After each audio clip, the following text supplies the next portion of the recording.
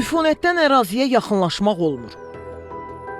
Məişət tullantıları toplanıb, baxımsız vəziyyət sakinlərin narahatlığına səbəb olub.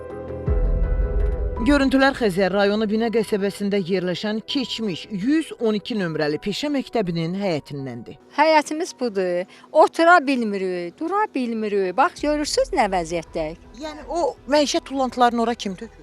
Bu məhəllədən gedənlər, kvartirant qalanlar, kim gətirir, tökür, gedir. Mən də indi açığın deyim, mən də yandırıram. Cəmaatın həyətinə, bacasına hissə dolur, neyniyim, bax. Bir dəfə bələdiyyə gəldi, verdi buldozerin qabağına, ilanlar töküldü, gəldi həyət bacı. Bax budur, boşva dönsün xala.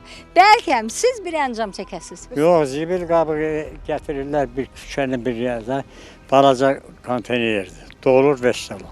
Orada zibil qabı qoyublar. Girişdə. Hə, o dolan kimi zat maşını gəlib aparır, sağ olsun. Qabaq yox idi, şikayət verəndən sonra gəlir. Elə dirək maşınla yığıblar ora qalıb ki, maşın yükləsin, aparsınlar.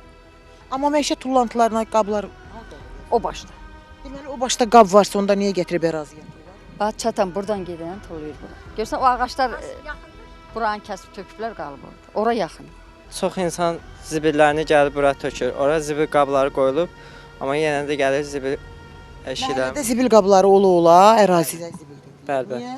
Hər yerə yazıb qoyurlar ki, bu zibilləri gəlsinlər, yığışdırsınlar, amma yaxın durmurlar. Binə qəsəbəsi İnzibati Ərazi Dairəsi üzrə nümayəndəlikdən bildirildi ki, sözgedən ərazinin yaxınlığında məişət tullantıları üçün nəzərdə tutulmuş konteynerlər mövcuddur və tullantıların daşınması təmin edilir.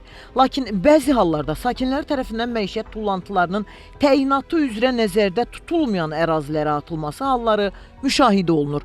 Bununla belə yaranan problemin aradan qaldırılması məqsədilə aidiyyatı qurum tərəfindən müvafiq təmizlik işləri həyata keçirilir. Sevinç Vaqif qızı, Davud İbrahimov, Xəzər xəbər.